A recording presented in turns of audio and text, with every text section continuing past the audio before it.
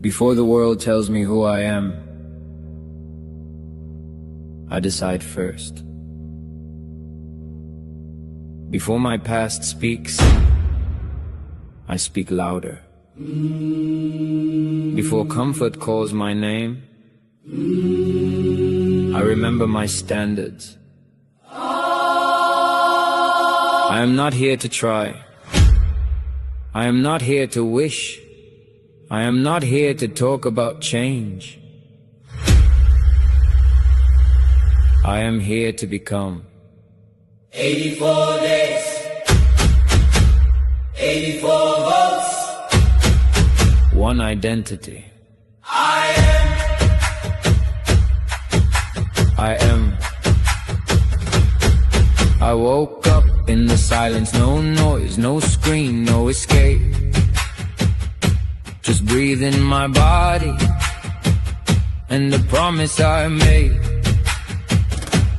I have met the old me, I know how he lies. He hides in excuses and waits for compromise. But not today, not this time, I draw the line. I don't move when I feel ready, I move because I said I would. I don't wait for motivation, I build what they never understood.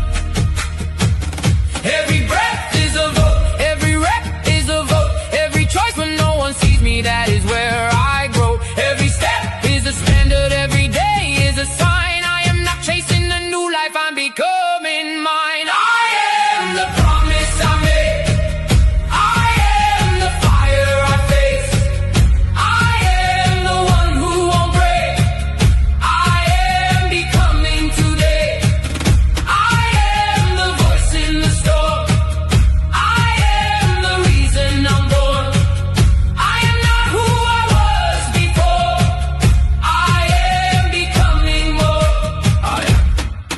I am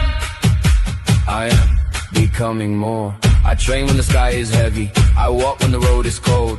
I choose the hard thing daily, because comfort made me old. I give when nobody sees it, I stand when others fall. I show up for my people, because this is bigger than all. This is not a challenge, this is not a game. This is the day I stop betraying the person with my name. No alcohol for escape, no cheat meal for my pain. No hiding in the old ways, no feeding the same shame. I don't need perfect, I need truth. I don't need easy, I need proof.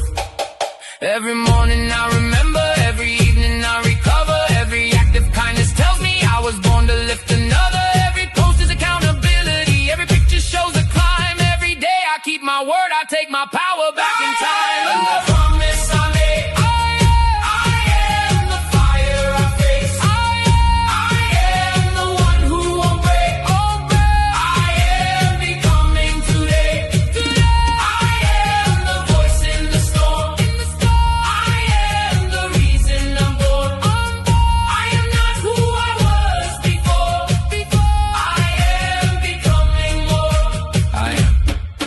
No more one day, no more next week, no more waiting for the world to give me what I seek. No more hiding, no more blame, no more building my future with an old identity name. I am disciplined, I am alive, I am a wank, I am alive, I am the standard, I am the shift, I am the proof that a life can live. I am the promise I made, I am the fire I face, I am the one who won't break, I am becoming today, I am the strength in my chest, I am the choice when I'm tested,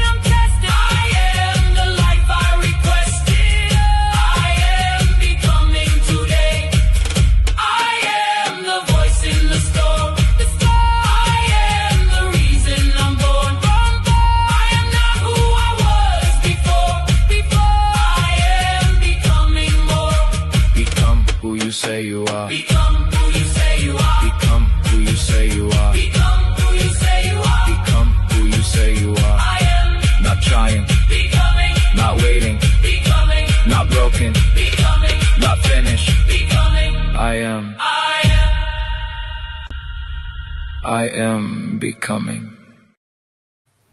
Oh, wow. I am is the two strongest words in the universe, because anything that follows those two words will be. If I am amazing, that is exactly what you are. If I am strong, that is exactly what you are. Ladies and gentlemen, welcome to tonight's talk. And I would like to introduce you. So some people teach coaching, and then some people talk about transformation. And then there are this rare few who live it, they build it, and they lead others through it. Tonight, we're not just introducing a speaker, we are introducing a man who has helped transform lives in more than 40 countries across the world.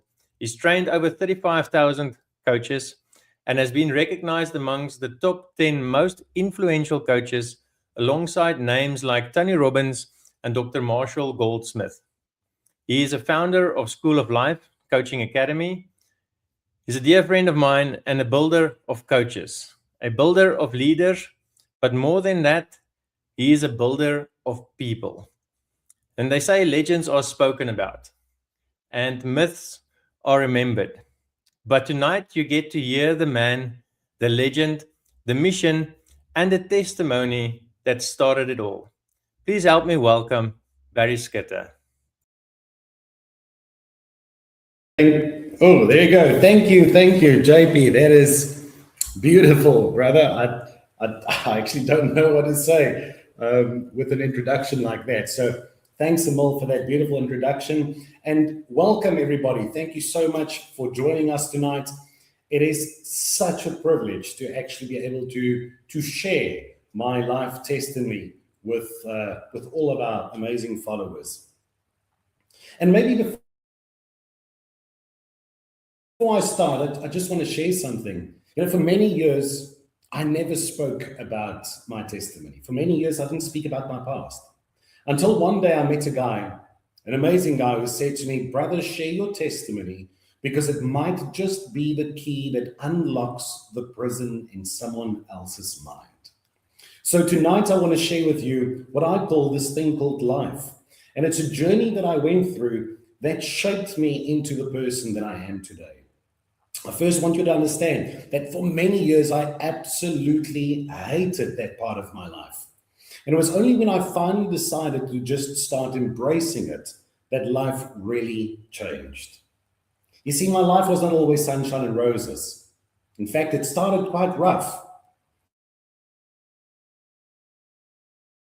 Maybe that's a bit of a lie. It started fantastic and then ended up a bit rough. You see, for the first 8 years of my life was absolutely fantastic. I had a beautiful family, grew up in a loving family, the most amazing dad, the most amazing mom, we 5 brothers, and it was just absolutely fantastic. And then at the age of 8, my life completely changed. And I'll never forget that day. It was a day that my dad sat us down in his bedroom, myself and my 4 brothers, and with tears in his eyes. And I must say, my dad was the strongest man. I've only seen him cry once. And that was that day when our dad sat us down and said, "My sons, I'm really sorry to say."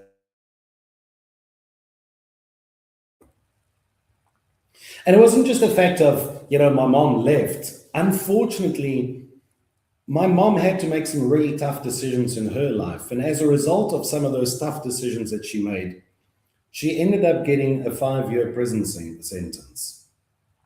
And the day that my mom went to prison was the day that my life completely changed. Up until that day, I saw life in this beautiful color. And the moment that happened, it was like my whole life was just absolutely shattered. Everything I knew, everything I understood was just completely shattered. And I started seeing the horrible side of life instead of the beauty that I was used to for so long. That's also the day when I started realizing just how horrible people really could be. It's actually quite sad. But nevertheless, so by the age of 8, my life completely took a turn. My mom went to prison, and suddenly my dad had to raise the 5 boys by himself. My dad he was not a rich man, unfortunately. So it was quite a tough situation for my dad. But you know what? He pushed through. He pushed through. He did an amazing job. He raised 5 really brilliant boys, but it was not easy. At that stage, me being 8 years old, my younger brother, I think, was about 4 years old. And my youngest brother was literally, it was just after he was born. In fact, my youngest brother, he might beat me up for saying this, but my youngest brother actually spent a few months in prison with my mom because he was still breastfeeding. Some people might not know this, but because he was still breastfeeding, he actually went to prison with my mom for a while. And it's strange how even that had such a big impact on me. Here's your new little brother. You just got this new little brother, and suddenly he's taken away from you. And it's all the shambles, and it's such the beautiful Afrikaans which says 𝘀𝗂𝘀𝘁. And life was just turned upside down. But my dad, being a fantastic dad, he ensured that we go visit my mom on a regular basis, and I'll never forget those days. My mom was sent to 𝘁𝗵𝗶𝘀𝘁, which back then was called Pretoria Central, the female prison in Pretoria Central. And if you've ever been there, it's got these huge wooden doors with this round arch. And as you walk in through those huge wooden doors, you've got all these really big bars in front of you. And then you turn left to go to the visiting area. And then in the visiting area, it's literally exactly like in the movies, where they've got this little glass, this little hooky in a little chair, and you've got this telephone and the glass in front of you, and you've got to chat to your mom. And I'll never forget those days. It was the worst thing ever to sit right in front of my mom as an 8-year-old, 9-year-old child, but I could not reach out and touch her. Looking at her and my brother sitting on the other side, it was just, I cannot begin to explain it to you. And then we would, spend some time visiting her. And then when we walk back out, that's the only time she would actually walk past those big bars as well. And I remember that was probably one of the worst parts for me, because I could see my mom there. I could reach out and touch her, but I was not allowed to. And it's strange how powerful just the sense of touch is for a young child. It's amazing how you would do anything to just touch your mother. If I can just hold her, I think it would have done the world for me. But that was the reality. But nevertheless, we did our visits on a regular basis, and then we would go back to Tzaneen, and eventually, in order to get closer to Pretoria, because we were living in Tzaneen, my mom was in Pretoria, that was about a 4.5, 5-hour drive. So my dad moved, he picked up the boys, and we moved to a small town called 𝘁𝗵𝗶𝘀, so we could actually be closer to my mom. And it's in 𝘁𝗵𝗶𝘀 that I really realized just how horrible kids could be, just how horrible people could be. You see, I learned from a very young age in my life that there's something called guilty by association, where you're not invited to other people's birthday parties because you're going to steal my stuff. I know what your mom did. The amount of times people say to me, your mom's a thief, you're going to steal my stuff. It's quite fascinating how our kids could see things and create that reality for themselves. But it left a bit of a mark on me. But that was all okay, because in my mind I said, it's not going to be too long. One day mom's going to come out, and we're all going to be a big, happy family again. It's all going to be sorted again. But in that time, I started experiencing quite a bit of challenges. And I'm sharing the story from my personal experiences of how I went through that journey. You see, my dad was a really poor man. He was a butcher, only got a really small, tiny little salary as a butcher, living in a tiny town where everybody knew each other. Unfortunately, that wasn't the best thing. But it meant that my dad was really struggling financially. And as a result, we did not have electricity at home. In fact, we barely had water at home. So we grew up with paraffin stoves and paraffin lamps since yay high. And strange enough, until this day, I love the smell of paraffin. But unfortunately, as a child, because we smelled like paraffin, the kids in school used to make fun of me and used to say that I stink. They weren't used to it. These whiteys had no idea. They had no idea. Living with paraffin, with a paraffin stove and paraffin lamps is a whole different ballgame, guys. I will never forget the mission of ironing your clothes. You've got this really heavy cast iron, and you've got to put it on the little stove, heat it up, and first take it off and clean it on some newspaper before you can iron your clothes. But that's how we grew up, and that was normal for us. My youngest brother eventually then came back from prison. I think he spent about 6 months in prison with my mom, maybe 4 months. I can't remember exactly. But he eventually came back. And at that stage, my dad found a different job. He started working for Venter trailers. And he started driving these trailers from 𝘁𝗵𝗶𝘀 to Cape Town back and forth. But what that unfortunately meant is that my dad was away from home for about a week, maybe just a little bit over a week at a time. And that meant that us kids stayed home alone. My 2 elder brothers at a stage went to hospital, and I literally had this beautiful privilege of raising my 2 younger brothers. You know, when my youngest brother came back home, he was still in diapers. And because we were poor, it was not these nice fancy diapers that we have today. I'm talking about the cloth diapers and the steady nappy and the waterproof that goes over it. Some of you won't even know what I'm talking about. But I know exactly what that is. I used to change nappies like it's going out of fashion because I played the role of the mother for my 2 younger brothers. It was quite a tough time in our lives. And at that stage, I'll never forget this, because my youngest brother was just removed from my mom again. He was quite a difficult toddler. He was quite a difficult baby at that stage.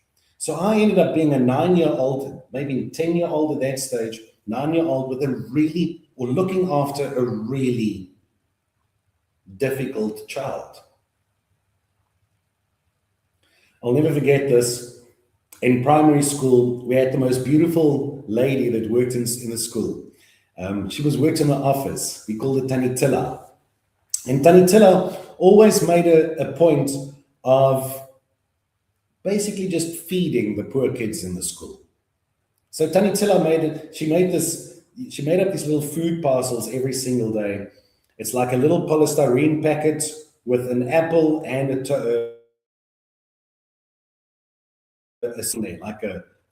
don't know, just any sarmies that she made for the day. And I distinctly remember that every day, just before the second break, I would get called to the office, and then I would have to go to the office to go fetch my food parcel, which sounds like such a beautiful gift. But I can promise you guys, I absolutely hated it, because it meant that I had to walk past all the other kids with my little food parcel. And everyone's looking at you like you are this poor, pathetic little idiot.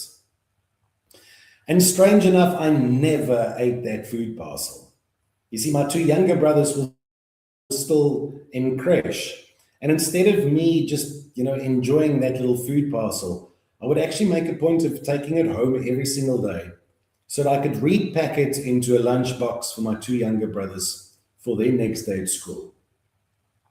And I remember how I actually absolutely hated that. I hated the fact that I have to walk around with this little food parcel, feel like an absolute idiot in front of the rest of the kids, but then, take it home so I can have something for my 2 kid brothers the next day. It's also there where I really learned just how horrible people could be.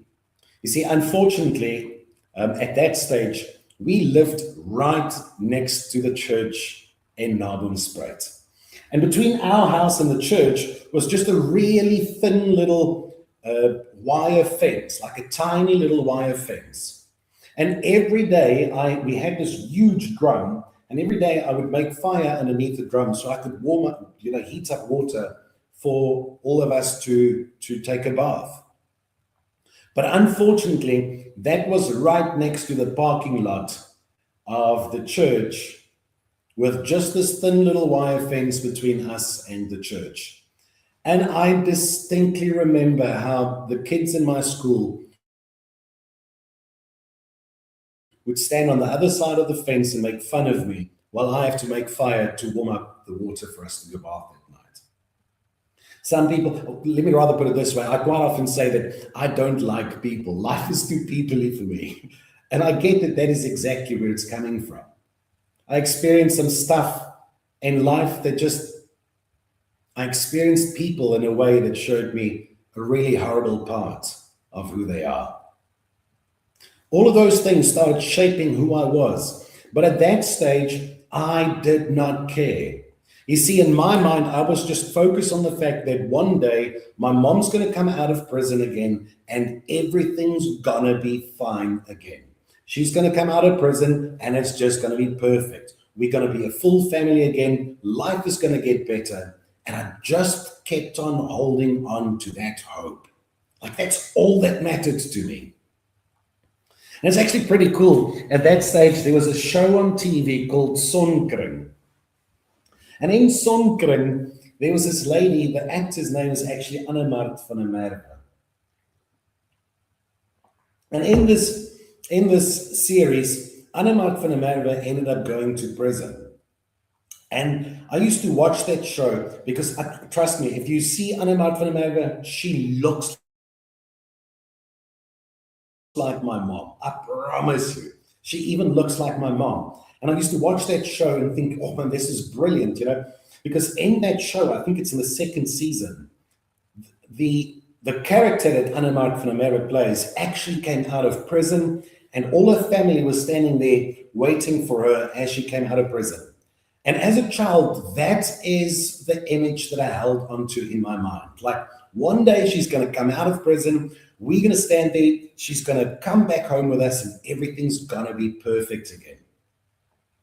Now, that show of 𝘀𝗵𝗶𝘀𝘀𝘀𝘁 was actually shot at the prison in 𝘀𝗂𝘀𝘀𝘁. And hear this, guys, it's absolutely freaking amazing. The coolest thing ever then happened. My mom actually got transferred from Pretoria Central to the prison in 𝘀𝗂𝘀𝘀𝘁. And in my mind, it's like, are you kidding me? Like that perfect picture that I had in my mind of my mom coming out of prison again and us being a family, that exact picture was suddenly becoming a reality because my mom has been moved to 𝘀𝗂𝘀𝘀𝘁.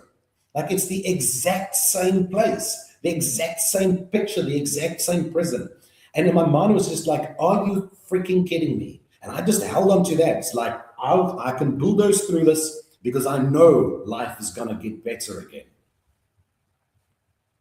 But unfortunately, it didn't. I'll never forget the day that I asked my dad, I said, Dad, when are we going to go fetch Mom? Shouldn't Mom be out again? You know, isn't she out already? And my dad just looked at me and he said, my son, I'm really sorry. Mom's out, but she's not coming home. I said, but what do you mean she's not coming home? Like for all, you know, it's been a couple of years now. It's been 3 years of raising children. It's been 3 years of working my butt off. It's been 3 years of helping to support this family. It's been 3 years of being a mom to 2 young boys. And like, Mom's coming out. Like, what do you mean she's not going to come out? Or she's not coming home? And he just said, I'm really sorry, my son, but she's out already and she's not coming home. That's the day that my life fell apart for the second time. Now, at that stage, my dad was really poor. We struggled to make ends meet. I started working from a very young age. I started selling black bags. It's actually how it started. We started selling black bags. I made refuse bags. I got some money together and I went to the plastic factory in 𝘀𝗵𝗶𝘀𝘀𝘁 and I bought this big roll of refuse bags. And then I made them up into packets of 10, 15, and 20. And I started walking the streets, knocking on the doors and say, would you like to buy some black bags? And I started selling some black bags. And that's actually how I helped support the family. by selling black bags. And it was actually so cool. The owner of the spa back then, whenever someone walked into the spa to buy black bags, he would actually take it back out of their trolley and say, no, man, go buy it from the lighty. There's a lighty in town selling black bags. Just go buy it from the lighty. You see, it was tough times. We were really poor, frowned upon, made fun of, and experienced some really challenges back then. But then the coolest thing ever happened. My mom came back to 𝘀𝗵𝗶𝘀𝘁, and my mom moved back in with us. And finally, my mind said, we can now be a family again. You know, finally, everything is sorted. Finally, this nightmare, this drama is over. Finally, I can just be a child again. But then, unfortunately, maybe about a month later, my mom left again. And when my mom went back to 𝘁𝗵𝗶𝘀𝘁, at first I said that I want to go live with her. Myself and my younger brother, we wanted to go live with her. So we got onto the bakkie, a guy that took her to 𝘁𝗵𝗶𝘀𝘁. We got onto the bakkie. We drove all the way to 𝘁𝗵𝗶𝘀𝘁. And when we got to 𝘁𝗵𝗶𝘀𝘁, we had to drive back with the bakkie to 𝘀𝗵𝗶𝘀𝘁 because we had to go fetch the rest of the stuff. But then when we got back to 𝘀𝗵𝗶𝘀𝘁, the guy says, get off the bakkie, you're home. And I said, no, but we have to come fetch the rest of the stuff. And he said, no, brother, I'm supposed to come drop you off. You are home. That's the day that I realized that there's a very thin line between love and hate. Because I went from loving my mother with my absolute everything. My mom and I, we were like this. We were so close. I went from loving her with my absolute everything to hating her with a passion. And unfortunately, that's just the way that I looked at it as a young child. I didn't know better. And that's when I started rebelling against life. I became one of the most difficult teenagers, or is that a teenager? Yeah, that was probably about 11, 12 years old. I became one of the most difficult teenagers that you've ever met in your life. I went from being an A-grade student, a top athlete. I did exceptionally well in school. I went from all of that to just becoming the most difficult, hard-headed teenager that you've ever seen. Started rebelling against life. I was rebelling against my dad. I started rebelling against my brothers, rebelling in school. I just became absolutely impossible. And then eventually at a very young age, it's probably 14 or 15, I ended up hitchhiking to Cape Town. Never been to Cape Town in my life before then. I hitchhiked to Cape Town. I just left home. I just said, that's it, I'm done. I left, and I ended up on the streets of Cape Town as a crack and a heroin addict, believing that life owed me so much, believing that life is so bloody unfair, and that, you know, everything that happened to me, life was just disgusting. Life was just unfair. And that was a tough time of my life. You see, I started replacing that pain that I felt on the inside with substances. I started cutting myself like so many kids still do. It's scary how many horrible scars I've got on it because I started cutting myself as a youngster. And people don't understand that, but every time I cut myself here and I could feel the pain here, it's like I didn't feel it here. I can't explain it to you. Like it just made it easier. I'm honest, guys, I think that saved my life. It really helped me to get rid of that emotional pain. So I started cutting myself just to kind of deal with the realities of everything that I've been through. You see, for so many years now, I ended up being poor. I ended up being laughed at. I had to work my butt off as a child to help support the family. I had to raise 2 kids. I had to worry about nappies and sick kids. And I mean, it's actually so beautiful. My 2 kid brothers even made me Mother's Day cards when I was in primary school, because they'd be in the creche and the teacher says, we're going to make Mother's Day cards. And they go, well, my mom's not at home. And then, the teacher will say, well, who does this for you? And who does that for you? And they'll say, well, it's Barry. And they'll go, well, make him a card. So they used to make me little Happy Barry Day cards. I experienced the horrible part of people pointing at you and laughing at you and making you feel like you're not good enough. The children that I had to go face in school the very next day, laughing at you. And this is at church. It's like, isn't that fascinating? I used to hate a Sunday night. The evening service at church was the worst for me, because that's the time that I had to go, make a fire to warm up the water. And the kids would sit there and laugh at me and then call me names the next day. I was molested as a child by the adults who were supposed to come check in on us to come make sure that we're okay. Adults, not adults. But you know what? I ended up just taking it so that my 2 kid brothers didn't have to.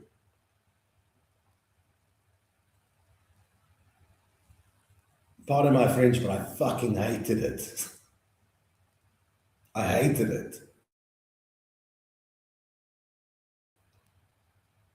And it's still difficult for me to talk about that. It's so many years later. That's the one part that I still find difficult to talk about. So I justified my horrible behavior. I justified rebelling against life. I justified the fact that I ran away. I justified becoming a crack and a heroin addict. I justified living on the street. I kept on saying, it's not my fault. It's not me. It's life that did this to me. It was my mother. It was my father. It's life. It's the teachers. It's the kids. It was everyone else's fault. It was not me. I justified it. And it shaped my reality. It shaped my identity. That is who I started. It formed my identity that says you're not good enough. It formed my identity that says this is all you'll ever achieve in life. This is all you will ever be in life. But then one night, I had the most incredible experience. I was sleeping in a BP garage. The guys at the BP garages were really cool. Well, at the garages, in winter time, they would allow you to just go get some shut-eye in one of those hookies. And there was this homeless drunk sitting right next to me. And he looked at me and he said, brother, tell me, what is your story? You're way too young to be here. And I told him this whole soppy story of everything that went wrong in my life, everything that, shaped my destiny, justifying why I was this horrible crack and heroin addict, justifying why I was living on the street. And at the end of that whole shebang, he looked at me and he said, well, Barry, it is clear that you have already met all the demons, which means none of them should scare you anymore. So what is your problem? And I said, but brother, haven't you heard the story? He says, I heard your story. I heard exactly what you said, but it simply means that you've met all the demons. It simply means that you should not be scared anymore. It simply means that you've got nothing to lose. And if you've got nothing to lose, what is the reason that you're sitting here? You've got nothing to lose. He said to me, brother, if you could survive all of that and still be okay, imagine what else you can achieve in life. And I said to him, but how can I achieve anything? I said, look at me. I am the biggest pathetic loser that's ever walked the face of earth. I don't have education. My highest standard passed was standard 6, grade 8. My highest standard passed, didn't finish school. I had no education. I had no money. I had a drug addiction and I was living on the street. I'm like, what value can I bring to this world? And he looked at me and he said to me, well, you are one of the most successful drug-addicted street children that I know. He said to me, who do you know that is as great at being a drug-addicted street child as you? He says, you made a great success of that. And he said, there's no difference. Making a success of one thing and making a success of another thing is the exact same thing. It simply means that you need to repeat the right behavior over and over and over again until you get the desired outcome. Consistency creates the outcome. And he said to me, Barry, you had to consistently make a plan to remain a drug addict. You did that exceptionally well. So you're one of the most successful drug-addicted street children that I've ever met. I said, well, that's another way of looking at it.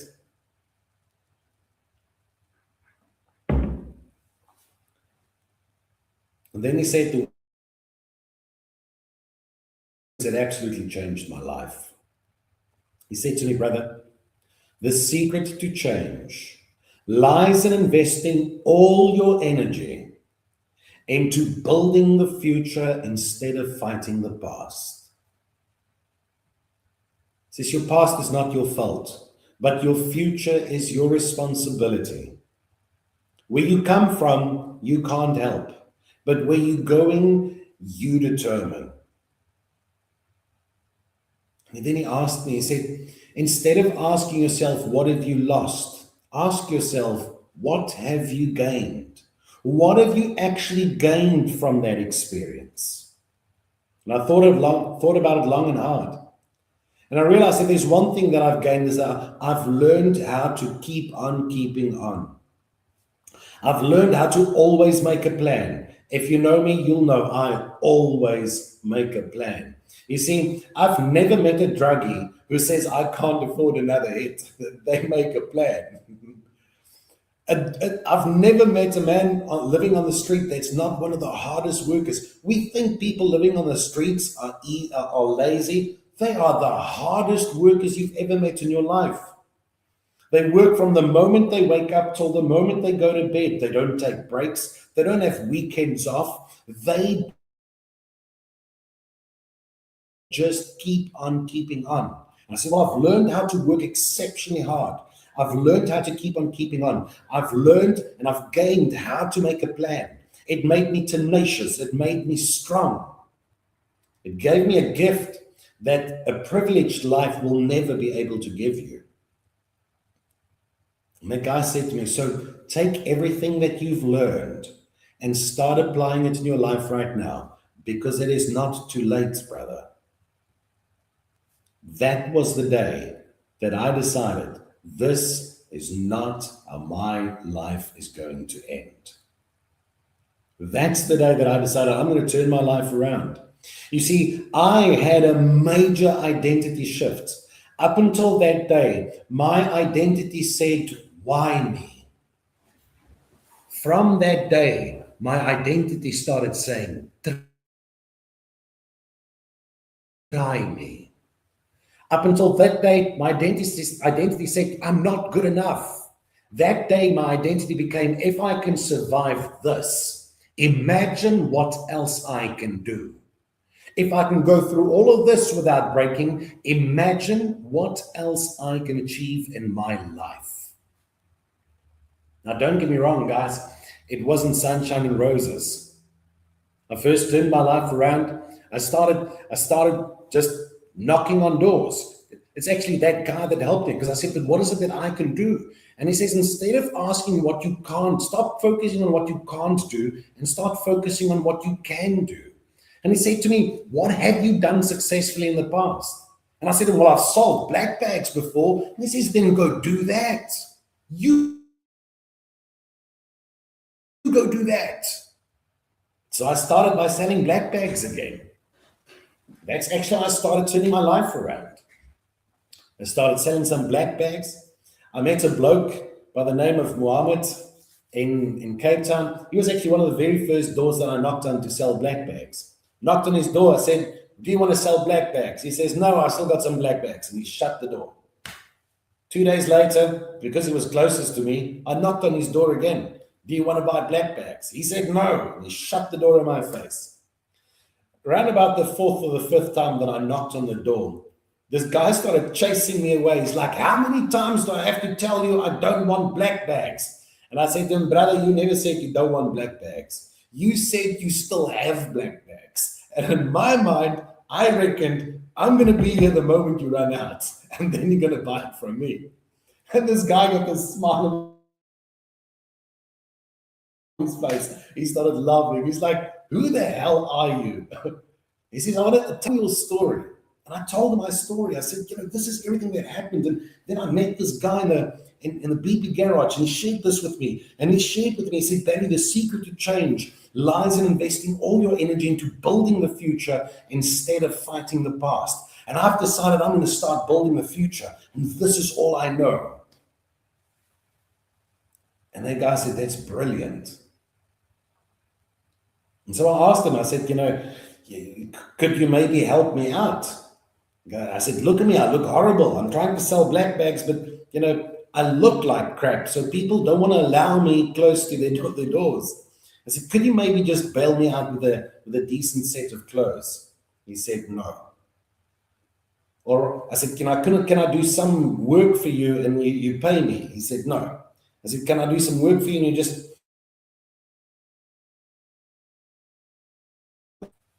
He said, now you talk. I said, that I'll do. He said, I'm not going to give you money because I know what you're going to go do with the money. But I'll give you some clothes. You can go do some work for me and I'll pay you with a set of clothes. So that weekend, I just cleaned out his warehouse. He ran a printing company in Cape Town. And I just cleaned the warehouse and he paid me with a set of clothes, just a jean and a proper t-shirt and tackies. So that I could actually look decent while I'm selling the black bags. But then I kept on knocking on his door and I kept on asking, could you maybe give me a job? And he kept on saying, I'm not going to give you a job. I'm not going to pay you a salary.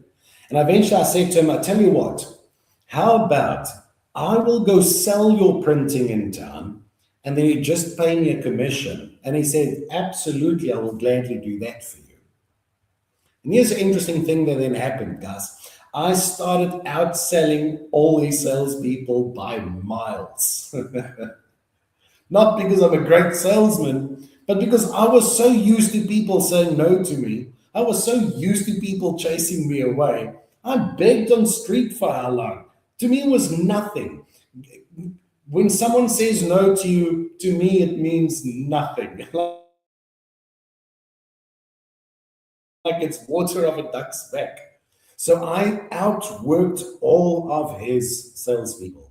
And I started building myself up, and I started building myself up, and I started building myself up. And eventually, I did really good for myself. I did really, really good for myself. And then I relapsed. The moment I had enough money in my pocket, I relapsed and was right back to square one. And then I built myself up again. And then I relapsed again. And then I built myself up again. And then I relapsed the third time. And every time that you've got to do it all over again, it just gets more difficult. It just gets more difficult to get off that crap. And I finally realized I can't carry on like that. Today, it is 25 years later. I have been clean for 25 years. I haven't touched crack and heroin. I haven't been back on the streets. I've completely changed my life around. I'm still an uneducated addict. Uneducated in the world's sense. But you see, I never said to myself, I cannot afford to study. I said I could not afford to get a degree. There's a huge difference. There's a huge difference. I actually started dating this lady many years back. She studied marketing. And back then, anyone could just walk into varsity. You didn't need those little cards. She was enrolled. She studied marketing. And I went to class with her. She got the degree. and I got the knowledge. And even though I don't have a piece of paper that says congratulations, you can never take the knowledge away from me. I used that to start really focusing in marketing. In fact, one of my first claims to fame in the marketing arena was 𝘁𝗂𝘀𝘁𝘁, the shoes with the wheels in the heel. I met the most amazing man ever. He played such a big role in my life. His name's Mike Carr. He unfortunately passed away a few years back. I met Mike Carr, just the most amazing man. And myself and Mike brought 𝘁𝗂𝘀𝘁 into the country, made a massive success of 𝘁𝗂𝘀𝘁, but unfortunately it was just a little bit of a fad, and then we lost that again. Thereafter, I eventually opened my own advertising agency because I've studied marketing. I started working for Caxton at first, the newspapers. I learned everything that I could about marketing and media, and then opened up my own advertising agency. And it's fascinating enough, it's while I was running my own advertising agency that I started studying NLP to become a better marketer. And then while I was studying NLP, neural programming, I did a course with a wonderful woman. She actually now lives in the same town as me. And I did my first coaching certification with her. Back then she was known as 𝘁𝗵𝗶𝘀𝘁. Today, she's known as Kim. I can't remember what her surname is right now. Oh, I'm so sorry, Kim, if you ever watch this. But Kim had such a beautiful impact on my life. It's at the 𝘀𝗵𝗶𝘀𝘁 Academy. That's where I did my first certification. And that's when I realized that I should not be in advertising. That's when I realized that coaching is actually what I should be doing. So I literally gave my advertising agency away, and I moved into the coaching space. This is now almost 15 years ago. And I've never looked back. Today, 25 years later, I've certified over 35,000 coaches. I've worked with some of the world's greatest leaders. I've worked with from you name it. I've done talks and seminars worldwide. I could never, as a child, imagine that this could have been my life. Never. You see, guys, life gave me a few hard knocks. Life showed me the most difficult parts of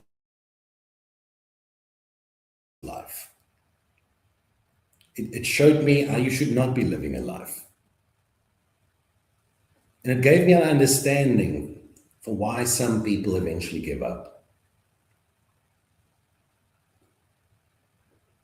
But I finally realized that the pain that I experienced was actually preparation. And it is absolutely everything that happened in my past that prepared me for the beautiful life that I'm living today. It prepared me to become a phenomenal coach with the world's understanding for people. It gives me an empathy and understanding for my clients that I think most coaches will never understand. And it gives me an appreciation for life. And when I say to you that I know you can live a better life, I know you can have anything, achieve anything, create anything, be anything. I say that because I know it's true. But I first had to shift my identity from I am not good enough to I have survived so much that there's nothing that can stop me. I had to change my identity from why me to try me. I had to change my identity from who am I to who am I not? Like, how can the world not listen to me? And the day I made that massive identity shift in my own life, that's the day that my life changed. You see, here's the thing that I need you to understand. You will never reach, or we don't reach our goals. We reach our identity. You will never be more than your highest identity of self. If you keep on telling yourself, I'm not good enough, congratulations, you are right. If you keep on telling yourself that I cannot get out of this tough situation, you are right. If you tell yourself, if your I am says, I am not good enough, I am uneducated, I am pathetic, I am fat, I am poor, I am struggling. If that is your I am, that will always be your reality. I want to beg you tonight, if you want your life to change, change your I am, change your identity, change the way you speak about yourself, and stop doubting your worth. Can I please, I beg of you, please stop doubting your worth? You see, for many years, I believed that I don't have enough value to offer. And you know what's really fascinating? In my coaching career, I've met some of the most amazing people in this world. Some of the most amazing people.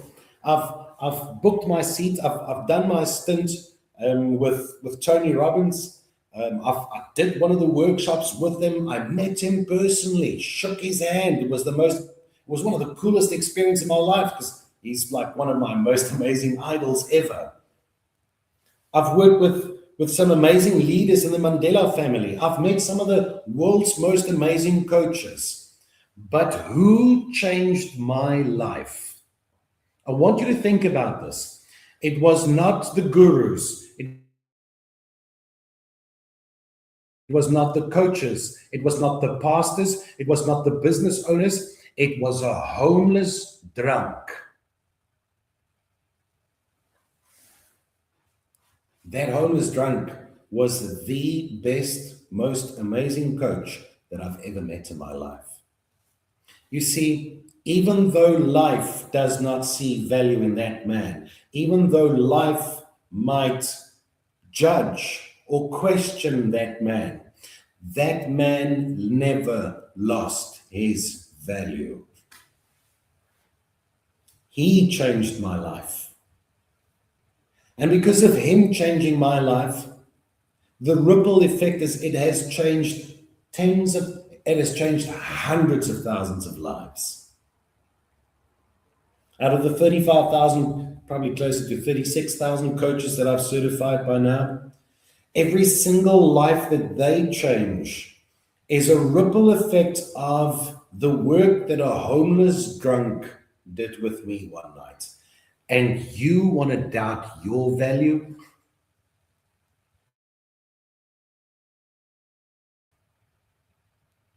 I don't care what your beliefs are, whatever your religious beliefs or spiritual beliefs might be.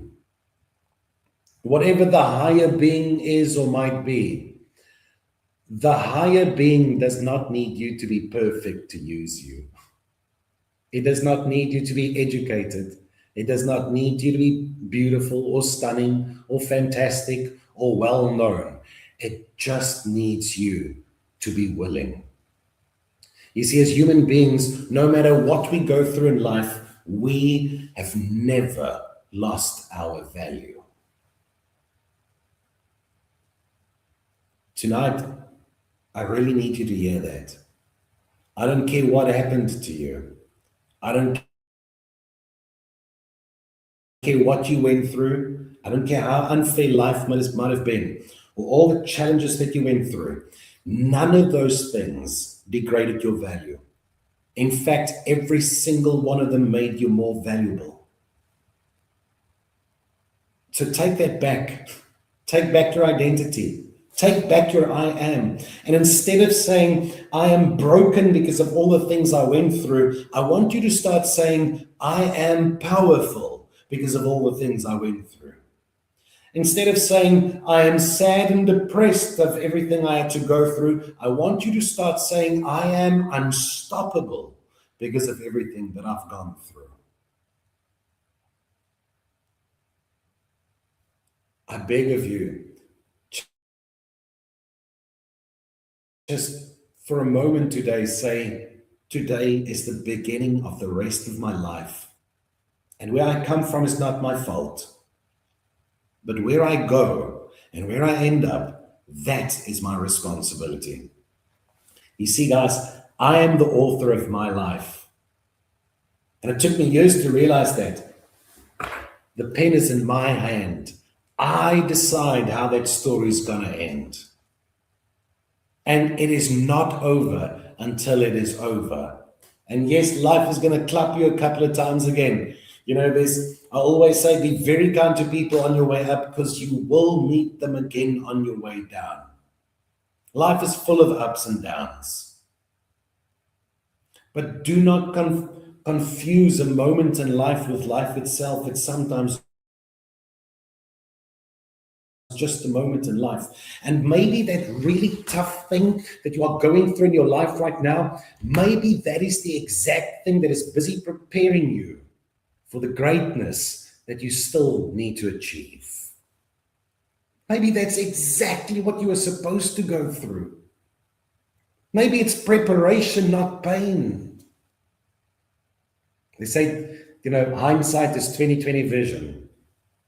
Looking back at my life, there is absolutely nothing that I would change because it made me the person that I am today. I want to beg you, please change your identity into I am unstoppable. I am brilliant. I am worthy. I am kind. I am deserving. I did not get this far to just get this far. I am the author of my own life. I am the one that's going to turn this boat around. I am the one that will get the outcome. I am the person that my future desperately needs. I am the man that my family needs. I am the husband that my wife needs. I am the father that my children need. I am the mother that my husband and my children. I am unstoppable. And when you change your identity and you uplift your I am, you will notice how your life simply follows. Because the words we speak carries weight. I want to beg of you, start speaking life into your life. Stop speaking death into your life. And that is why we created the I Am 84 challenge. That is why we are on this journey of the I Am challenge. It is about helping people realigning their identity to the goal that they actually want in life, so we can stop suffering as victims of everything that went wrong in my past and start becoming a victor, realizing that everything I went through was just preparation. I'm not here to motivate you tonight. I can't motivate you. But I do want to ask you,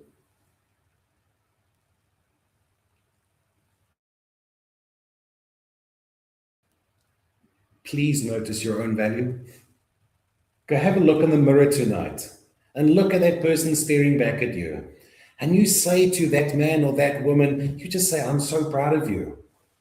I'm proud of absolutely everything that you've gone through in life, and you're still okay. I'm proud of you for still showing up every single day. And I know that life is not the way I want it right now, but it's not the way it used to be anymore. Look at that person in the eyes and just say, I am ready to finally step into the person that I've always been destined to be. And then watch your life change. In NLP, we've got this beautiful presentation. It says all amazing and excellent achievements have a strategy and a structure, and for that reason can be learned. And if one human has done it, it means it is humanly possible. If I could do it, then so can you. You don't have to start from where I was at. Start from where you are right now. Change your identity. Change your I am. And notice how your life completely transforms.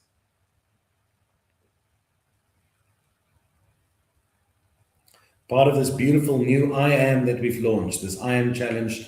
And go check it out. For those of you that's not part of our I Am community yet, please go have a look at it. I Am 84. JP will share it with you guys in the comment sections. Go check out the I Am 84. It's an 84-day challenge to completely transform your mind, body, and purpose. So we can realign that identity with or shape or create that identity that you so desperately need to actually achieve your goals and dreams, so that you can become the person that gives you that beautiful outcome. I'm also taking a group of 50 people on a beautiful, beautiful journey. I'm certifying the next 50, I can't say the next, it's my brand new certification course that we've just launched. It is a certified identity coach.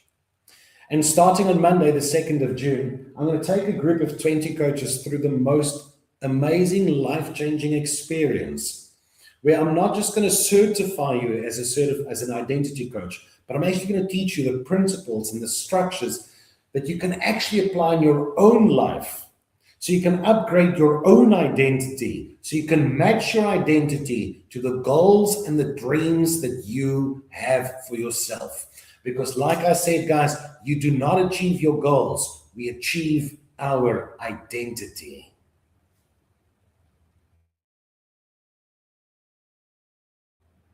This is what the world needs. We need more really committed people who goes out into this world and starts shaping people's identities instead of just setting more goals. Think about this. Everyone sets a new goal. Information is not enough. We all have the information. Guys, think about this. Every single one of you, I'm pretty sure, every single one of you want to be in better physical shape. Don't answer me, just answer yourself. Most of us are saying, I'd love to be in better physical shape. Yet every single one of us have the knowledge. We know exactly what to do in order to get into better physical shape.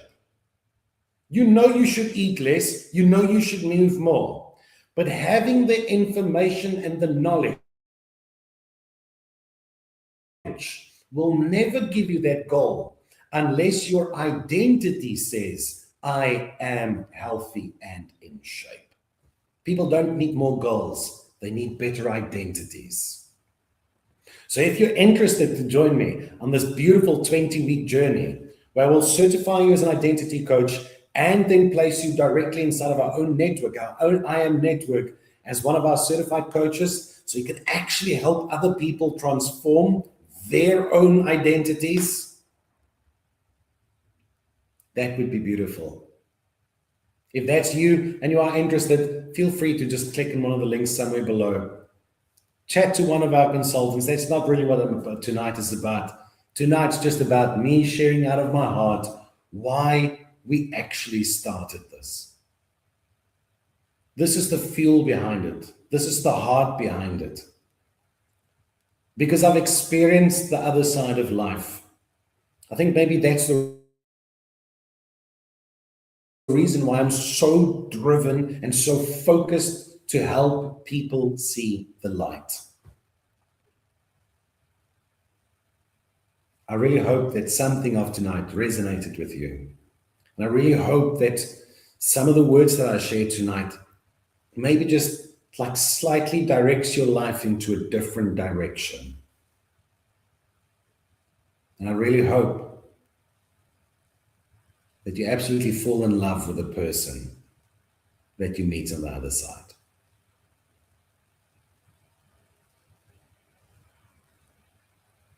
Thank you for allowing me to share this from the bottom of my heart. It was not easy. It's the first time ever that I share my testimony online. It's not easy having this discussion while looking at a screen.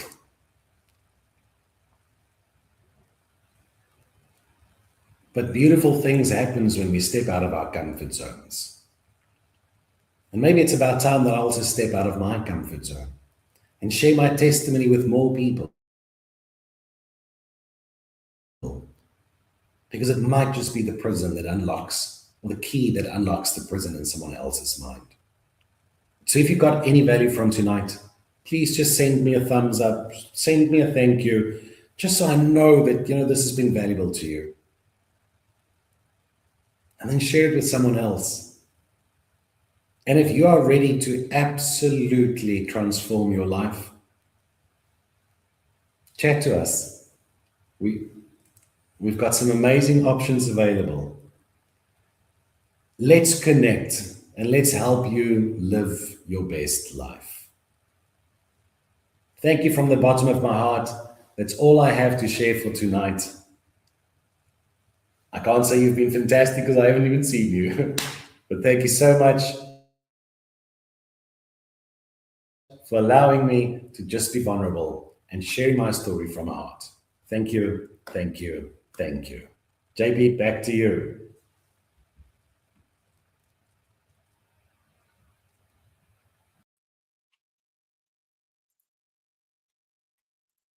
Hi guys, thank you so much for watching. I'm bringing back Barry. I think he's now turned off his camera. But thank you so much, Barry, for sharing your testimony with us. Thank you for inspiring so many people watching this. There's a lot of people in the comment sections. You are fantastic, Barry. You've got your testimony is more than a lecturer. You have no idea how much I learned. So thank you. The comments are still coming in. Thank you so much, Barry. This is inspiring. I'm empowered. I'm unstoppable. Thank you very much. Thank you. Thank you very much. Thank you guys so much for watching. Thank you for supporting our cause. Thank you for being part of what we do. And just from our side, thank you, thank you, thank you, Barry. It's always a pleasure to listen to you. There's more comments coming in. I'm putting them on the screen. I hope you can see them. Oh, thank you. I can click them. so thank you for opening up and sharing this with us. It's I know it's not always an easy thing, and putting it out online. So we really take off our hat to you, and always be inspiring people every day like you do. Thank you. Yeah, thank you, Barry. Truth spoken, so valuable. What you share, it's more goals. It's not more goals, but identity. Spot on. Yep. So spot on. Thank you. So spot on. Yeah. Guys, I'm gonna play you our new theme song of I Am. We're ending the show right now. Have a listen. It's 4 minutes, and it just gives you some boost. So, just speak for the soul. Yes. Thank you. Thank you. Thank you. Have a lovely evening. Bye-bye. Before the world tells me who I am, I decide first. Before my past speaks, I speak louder. Before comfort calls my name, I remember my standards. I am not here to try. I am not here to wish. I am not here to talk about change. I am here to become. 84 days, 84 votes, one identity. I am. I woke up in the silence, no noise, no screen, no escape.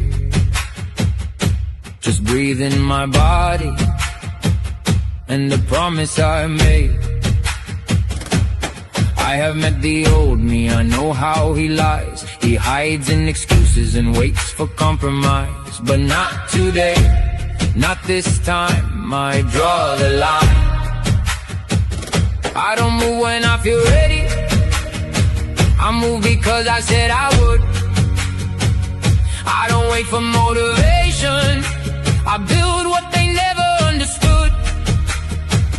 Every breath is a vote, every rep is a vote, every choice when no one sees me, that is where I grow. Every step is a standard, every day is a sign. I am not chasing a new life, I'm becoming mine. I am the promise I made, I am the fire I face, I am the one who won't break, I am becoming today.